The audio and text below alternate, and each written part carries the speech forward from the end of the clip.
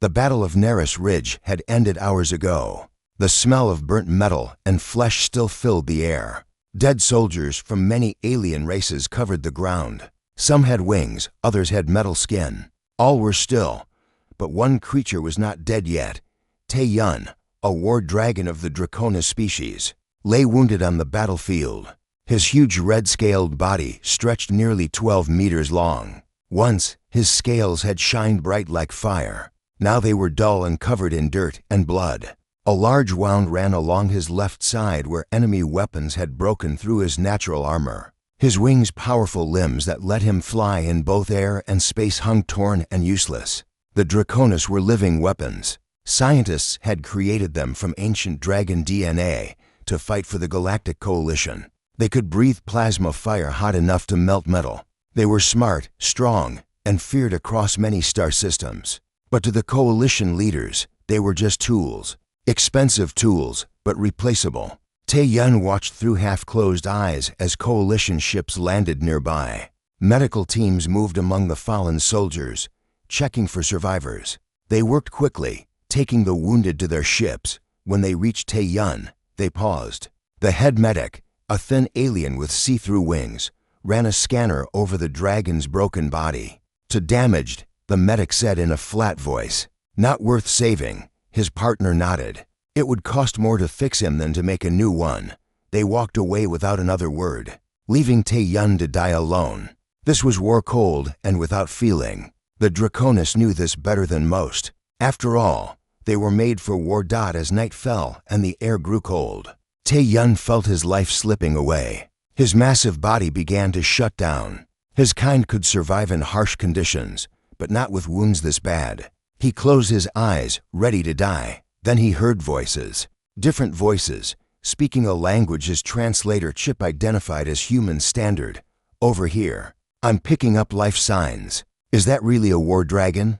I thought they were just stories. It's dying. Junho, we need to hurry." Tae-yun forced his eyes open. 3 small figures in protective suits approached him carefully. Humans, the newest species to join the Coalition. Their home planet had only been part of the galactic community for 30 years. Most other species thought of them as primitive. The tallest human, called Junho, stepped forward and placed a hand on Tae-yun's snout, a brave or foolish move. Under normal circumstances, "Hey there, big guy," the human said gently. "We're going to help you. Just hold on." The other 2 humans were already unpacking medical equipment from their small ship. One, a female with short dark hair, began scanning Tae-yun's wounds. "He's lost a lot of blood," she said. "Minji, get the synthetic plasma. Junho, help me with the emergency field generator." Tae-yun watched in confusion as the humans worked to save him. Why would they help a war dragon? He was not their responsibility. The Coalition had decided he should die. That was the way things worked. "The wound on his side is the worst," the female human said. "Minji, can you seal it?" The third human, Minji, nodded and began applying a thick gel to Tae-yun's wound. It burned at first, then went cool and numb. "This will stop the bleeding and start the healing process," Minji explained, noticing Tae-yun watching her. "Can you understand me?" Tae-yun blinked once, slowly. "Yes, good. I'm Minji. This is Junho and Suman. We're researchers from the human outpost on Helios Minor. We were collecting mineral samples when we picked up your life signs." Junho was examining Tae-yun's damaged wings. "These are amazing. The biological gravity manipulators are unlike anything I've ever seen." "Focus, Junho," Suman said sharply. "We need to stabilize him before we can move him." "Move him?" Junho looked at the massive dragon. "Our ship can't carry something this big. We'll call for the transport vessel," Suman decided. "Minji, contact the outpost." As the humans worked, Tae-yun felt something strange inside him. The Coalition had created the Draconis to feel only basic emotions: anger for fighting, satisfaction for victory. Complex feelings like gratitude were considered unnecessary for war machines. Yet here he was, feeling thankful to these small creatures who had no reason to help him. "Why?" Tae-yun managed to growl, his voice rough and weak. "Why help me?" The humans looked at each other, surprised that he could speak. "Because you're alive." Suman said simply. And where we come from, we don't leave the living to die if we can help them. Even if they're 12-meter alien war dragons? Minji asked with a small smile. Especially then, Junho said. The coalition might see you as a weapon, but we see you as a living being. Tae-yun had never heard such words before. In his 5 years of life, he had only known battle and training for battle. The coalition scientists who made him had never spoken of him as anything but an asset. A weapons system, a military investment. The transport is on its way, Minji reported. ETA 20 minutes. Stay with us, big guy, Junho said, patting Tae-yun's snout again. We've got a decent medical bay at the outpost. Not designed for dragons, but we're good at improvising. Tae-yun rumbled softly, trying to convey his thanks. The pain was still there, but the human's medicine was helping. More importantly, for the first time in his life, someone was treating him as more than a weapon.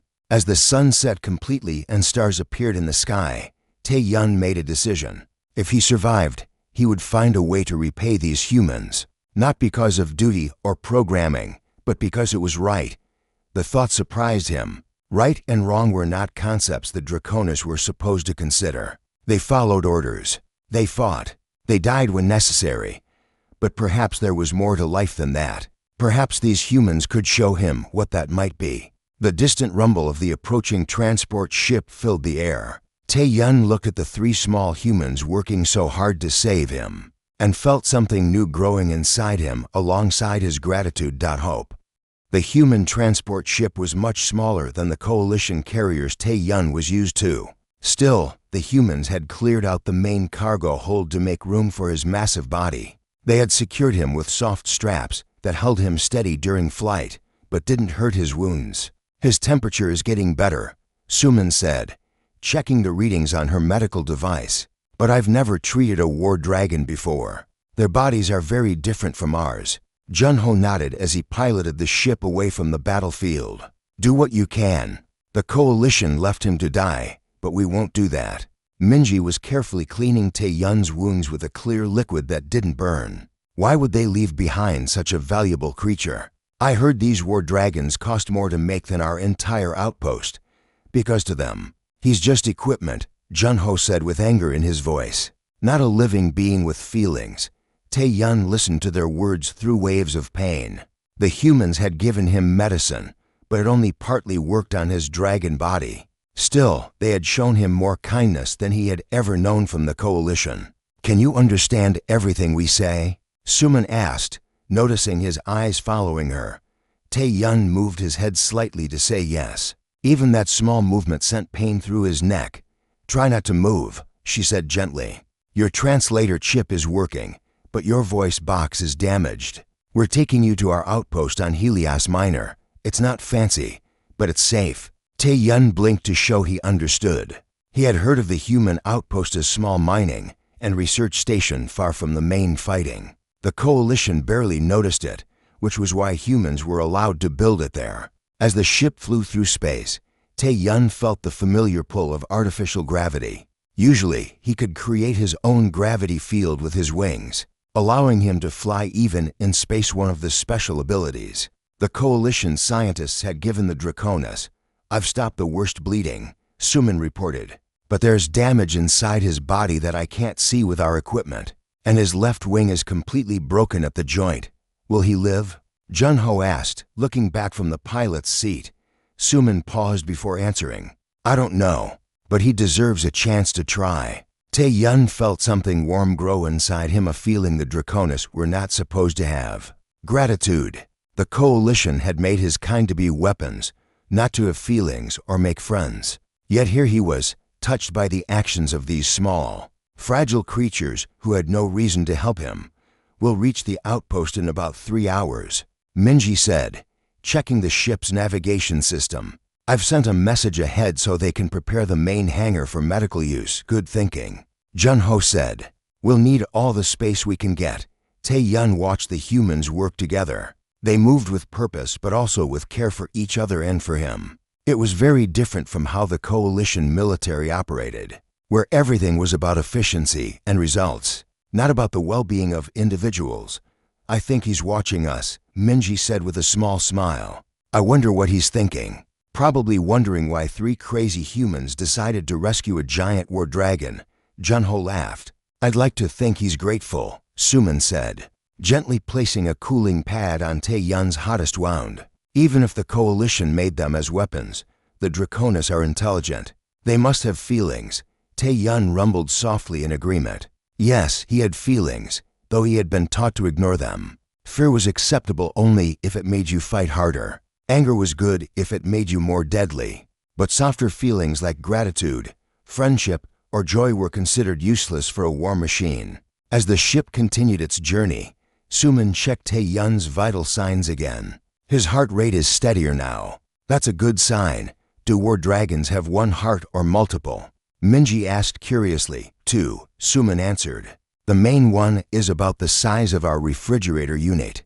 The second one is smaller and helps pump blood to the wings and fire glands. Tae-yun was surprised by how much the human knew about Draconis anatomy. The coalition kept such information secret, even from their own soldiers. How do you know that? Junho asked, echoing Tae-yun's thoughts. Suman looked slightly embarrassed. I may have accessed some restricted coalition medical files when I was studying xenobiology. I was curious about all the engineered species. Your illegal hacking might just save his life, Minji said with approval. Tae-yun felt his respect for the humans grow. They broke rules when the rules were wrong. They valued life over regulations. These were new ideas to him. The ship's communication system beeped, and a voice came through the speakers. Transport vessel, this is Helios Outpost. We've prepared the main hangar as requested. Dr. Hyuk has the medical equipment ready. Thank you. Outpost, Junho replied. ETA 2 hours 15 minutes. Our patient is stable but critical. Patient? The voice asked. The message just said you needed the hangar for an emergency. Junho glanced at the others before answering. We're bringing in a wounded Draconis war dragon. There was a long silence before the voice responded. War dragon? Is this a joke, Junho? No joke, Junho said firmly. We found him abandoned on the battlefield at Neris Ridge. The coalition left him to die. Another pause. This could cause problems with the coalition. He needed help, Suman cut in. Would you have left him there? A sigh came through the speakers. No, of course not. The hangar will be ready. Outpost out. Tae-yun looked at the 3 humans who had saved him. They were risking trouble with the powerful coalition just to help him, a creature designed to fight and die in battle. It made no logical sense, yet it felt right somehow. As the ship flew through the darkness of space, Tae-yun made a decision. If he survived, he would protect these humans, not because he was ordered to, but because he wanted to, because they had shown him that there was more to life than being a weapon. For the first time since he was created in a coalition laboratory, Tae-yun felt like he might have a purpose beyond war. It was a strange feeling, but a good one. The stars streaked past the ship's windows as they traveled to Helios Minor, and whatever future awaited them there. The human outpost on Helios Minor was a group of simple buildings, nestled between tall crystal formations. The main hangar, usually used for storing mining vehicles, had been quickly changed into a medical area large enough for Tae-yun's huge body. 3 weeks had passed since the humans rescued him. His wounds were healing slowly but steadily. The deep cut on his side had closed, thanks to the special healing gel Suman applied each day. His scales were beginning to shine again, showing their natural red color. Your body heals amazingly fast, Suman said as she checked the wound. The artificial skin is joining perfectly with your scales. Tae-yun made a low rumbling sound to show he was pleased. His voice was still not working properly, but he could make sounds that the humans were learning to understand. The wing is our biggest problem, Junho said, looking at Tae-yun's damaged left wing. The joint where it connected to his body was badly broken. This worried Tae-yun greatly. Without his wings, he could never fly again. For a Draconis, flying was not just a way to move, it was part of who they were. The thought of being grounded forever made him deeply sad. I might have an idea, Minji said as she walked into the hangar. She was holding a small device that showed a 3D image floating above it. I've been studying how your wings work. We can't grow you a new biological wing, but we might be able to build an artificial one. She made the image bigger, showing a design for a mechanical wing. It would connect to your nervous system so you could control it like your real wing. Tae-yun looked at the design with interest. It was clever, using human mining technology to create gravity fields similar to what his natural wings produced. It wouldn't be as good as his real wing, but it might work. We'll need to use parts from all over the outpost, Junho warned. And if the coalition finds out we're helping you, they won't find out, Suman said firmly. The supply ship doesn't come for another 6 weeks, and officially, we're just doing geological research here. Tae-yun tried to speak, forcing his damaged voice box to work. Why? Help me. The words came out rough and quiet, but understandable. The three humans looked at each other. Because it's what humans do, Junho said simply. Or at least, what we try to do. We help those who need help, especially when everyone else has abandoned them. The coalition sees you as a weapon. Minji added, we see you as a person. A very large, fire-breathing person, Suman said with a smile, but a person all the same. Tae-yun felt that warm feeling again, gratitude, but also something more, something like friendship. The coalition had made the Draconis to be solitary fighters. They weren't supposed to form bonds with others. Emotional connections were seen as weaknesses. Yet here he was, feeling connected to these small humans who had saved him for no reason other than their own belief that it was right. Over the next few weeks, the humans worked hard to build Tae-yun's new wing. Dr. Hyuk, the outpost's chief scientist, helped design the neural interface that would let Tae-yun control the artificial wing. Other humans at the outpost donated their time and skills to the project. Hold still, Suman said one day as she attached sensors to Tae-yun's damaged wing joint. These will read the signals your brain sends to move your wing. Tae-yun stayed perfectly still, even though the procedure was uncomfortable. His trust in the humans grew each day as he watched them work tirelessly to help him. Try to think about moving your left wing, Dr. Hyuk instructed. Don't actually try to move it, just think about it. Tae-yun focused his mind, imagining his wing spreading wide. The sensors beeped as they detected the neural signals. Perfect, Dr. Hyuk said excitedly. The patterns are clear. We can use these to program the interface. By the 6th week, the artificial wing was ready for testing. It was a beautiful piece of work, a framework of lightweight metal covered with a special fabric that could generate gravity fields. It wasn't as colorful as Tae-yun's natural red scales, but its silver surface had a beauty of its own. This might feel strange at first, Minji warned as they prepared to attach the wing. Your brain will need to learn how to control it. The procedure to connect the artificial wing took several hours. When it was done, Tae-yun could feel the new wing as if it were part of his body. It was a different sensation from his natural wing, sharper, more precise, but it was there. Try to move it very slowly, Suman instructed. Tae-yun concentrated. At first, nothing happened. Then, gradually, the artificial wing began to unfold. The humans watched in amazed silence as the wing extended to its full length, nearly 15 meters from Tae-yun's body to the tip. It works, Junho shouted, jumping with excitement. It actually works. Tae-yun carefully folded the wing back, then extended it again. Each movement became smoother as his brain adjusted to the new appendage. How does it feel? Dr. Hyuk asked.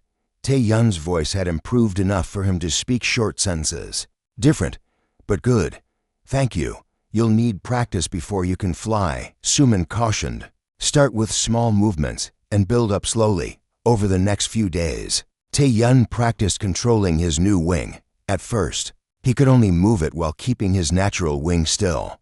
Gradually, he learned to move both wings together in the coordinated patterns needed for flight. One morning, a week after the wing was attached, Tae-yun stood in the open area behind the outpost. All the humans had gathered to watch. Even those who had been afraid of him at first now cheered him on. Take it slow, Junho advised. Just a short hover at first. Tae-yun spread both wings, one red and natural, one silver and artificial. He felt the familiar surge of power as his natural wing generated its gravity field. Then he activated the artificial wing. Its gravity generators hummed to life, creating a matching field. Slowly, carefully, Tae-yun pushed downward with both wings. For a moment, nothing happened. Then, gradually, his massive body began to rise from the ground. The humans cheered as Tae-yun hovered 3 meters above the ground. It wasn't true flight yet, but it was a beginning. For the first time since his injury, Tae-yun believed he might truly recover. As he gently lowered himself back to the ground, Tae-yun looked at the celebrating humans. They had done what the coalition had deemed impossible and not worth trying. They had given him back his wings, his freedom, his future, and in doing so, they had given him something else, something the Draconis were never meant to have: a family. 2 months after his rescue, Tae-yun could fly again. Not as well as before, but well enough to soar above the crystal formations of Helios Minor. His artificial wing worked better than anyone had expected. The humans watched with pride as the huge war dragon circled their outpost, his red and silver wings spread wide against the blue sky. One morning, as Tae-yun was practicing flying maneuvers with Jun-ho watching from the ground, the outpost's alarm began to sound. "What's happening?" Tae-yun asked, landing quickly beside his human friend. His voice was fully healed now, deep and rumbling but clear. Jun-ho's face was worried as he checked his communication device. "A ship is coming. It's not our supply ship. That's not due for another week." Tae-yun felt a chill run through his body. "Coalition." "Yes," Jun-ho said grimly. "A patrol cruiser. They're heading straight for us." They hurried back to the outpost, where everyone was gathering in the control room. Suman and Minji were already there with Dr. Hyuk and the other humans. They must have tracked the parts we used for Tae-yun's wing, Minji said, looking at the ship's approach on the main screen. "Some of those components have coalition tracking tags." Tae-yun stood tall, his new wing gleaming in the room's light. "I will face them. This is my fight." "No," Jun-ho said firmly. "This is our fight. All of ours. We're in this together now." Suman was activating the outpost's small defense systems. "They're calling us." "Standard identification request. Answer normally," Jun-ho instructed. "Tell them we're doing authorized research. Maybe they're just passing by." But that hope didn't last long. The face of a coalition officer appeared on the main screen. He had the cold, efficient look that all coalition commanders shared. "Human outpost Helios 7. Our sensors detect unauthorized coalition military technology in your possession. Prepare for inspection." After the message ended, Minji swore loudly. "They know, or at least, they suspect. We need to hide Tae-yun," Dr. Hyuk suggested.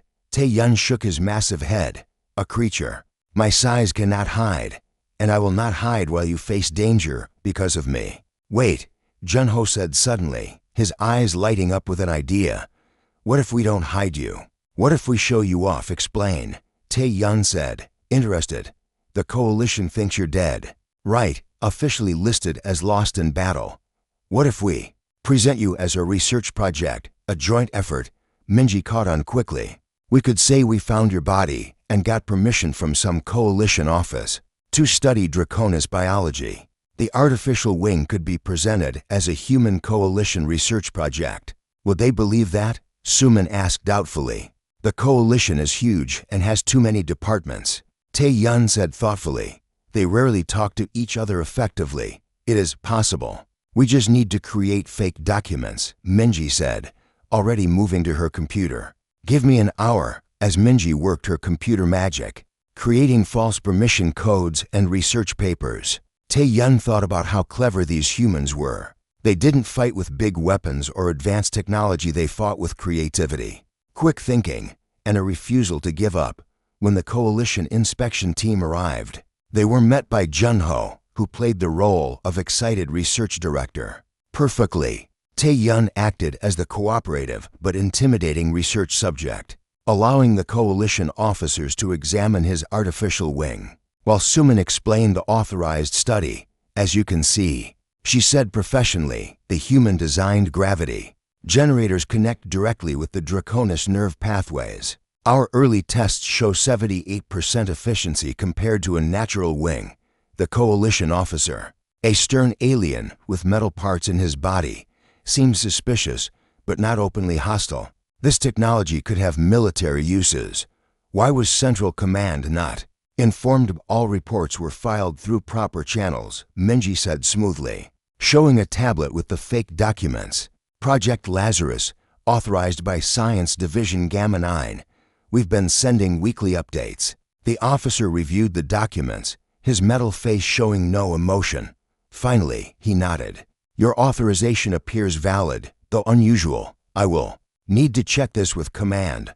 Of course, Junho agreed readily. We welcome the oversight. In fact, we'd be honored if you would include our latest findings in your report. As the humans continued their clever deception, Tae-yun watched with growing admiration. They were turning a dangerous situation into an opportunity not through force, but through intelligence and quick thinking.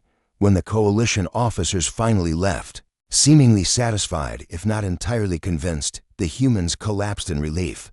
That was too close, Suman breathed.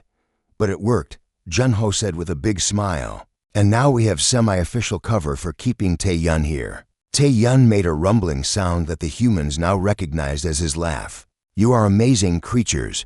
The coalition greatly underestimates you. That's our secret weapon, Minji said with a wink. Being underestimated. The next day, Dr. Hyuk called everyone to the main meeting room. His face was serious. The coalition has sent a message, he said. They've reviewed our research project and want to expand it. What does that mean? Junho asked. They want to send scientists here to study Tae-yun and the artificial wing technology.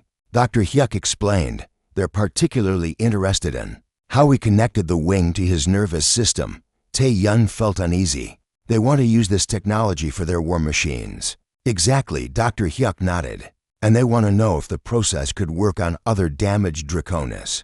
The room was quiet as everyone considered what this meant.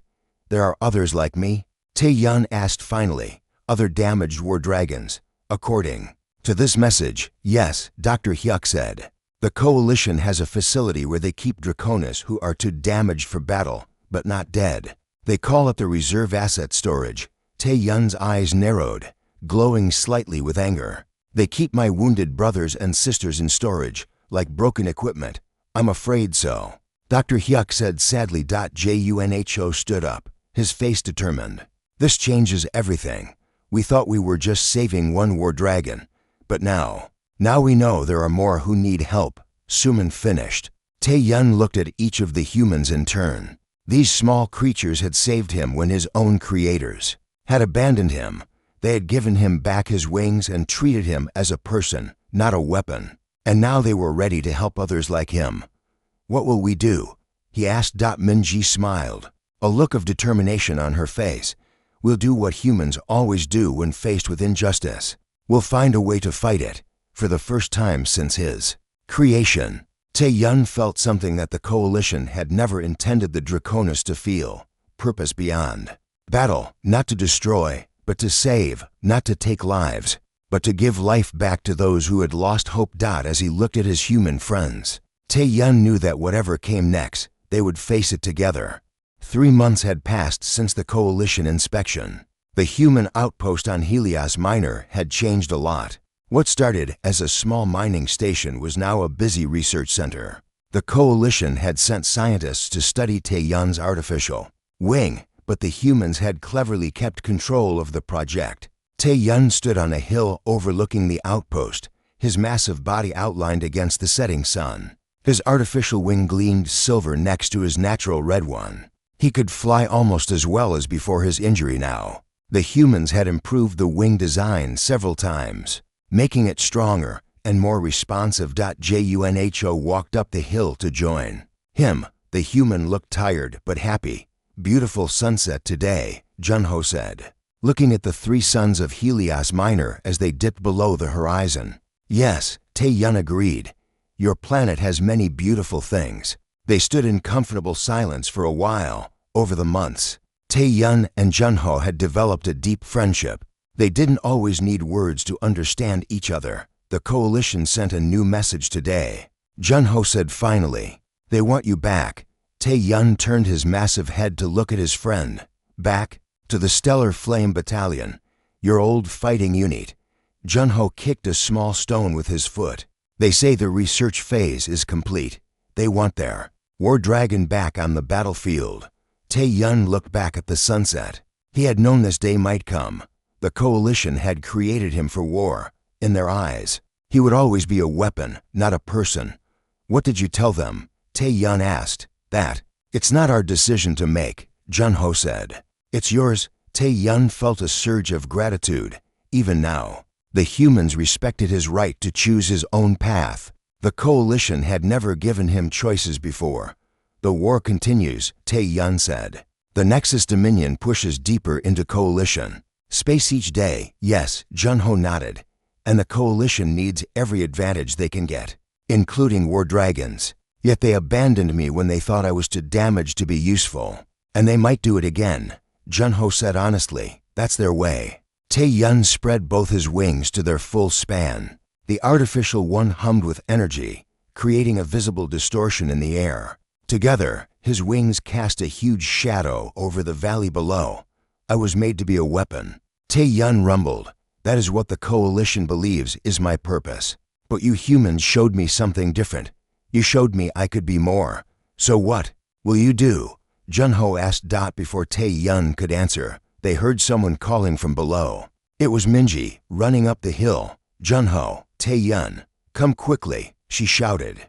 The transport is arriving. Tae-yun folded his wings and followed his friends down the hill. For the past month, they had been working on a secret Project 1 that even the coalition scientists at the outpost didn't know about. In the main hangar, Suman and Dr. Hyuk were directing the landing of a large transport ship.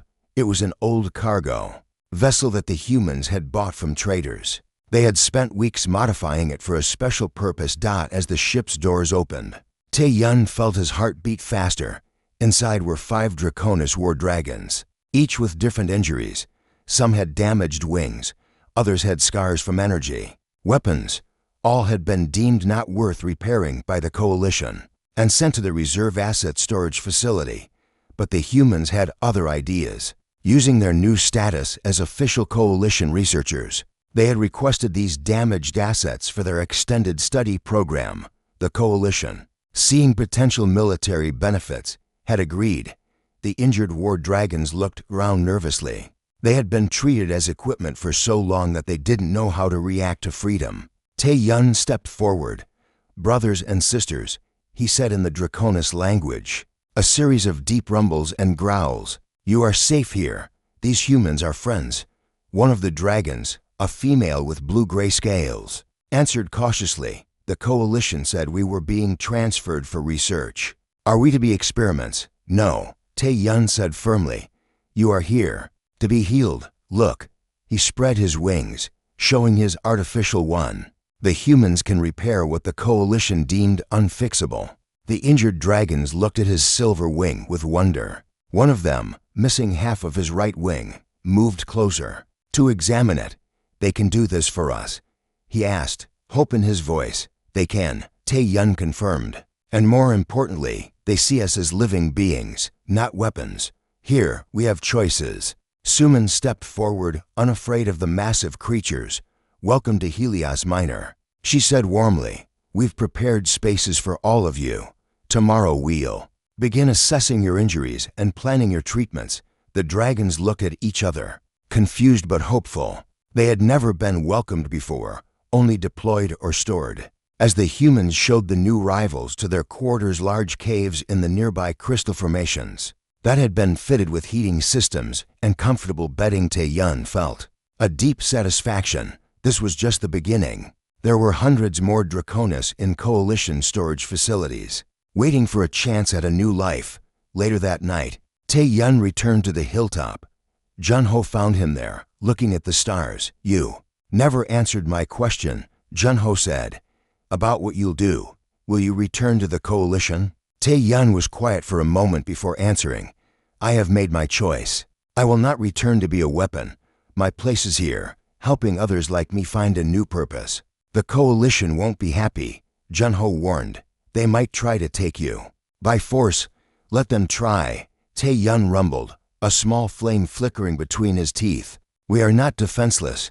No, we're not, Junho agreed with a smile. And we're growing stronger every day. It was true. Word had spread quietly among certain groups about the Dragon Sanctuary on Helios Minor. Human scientists, engineers, and doctors who disagreed with the Coalition's treatment of living beings had begun arriving at the outpost. Some brought valuable skills, others brought supplies or information.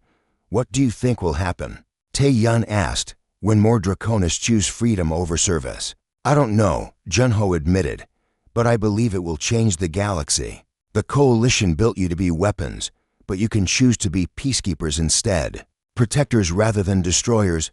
Tae Yun liked that idea. Protectors. Yes, that feels right.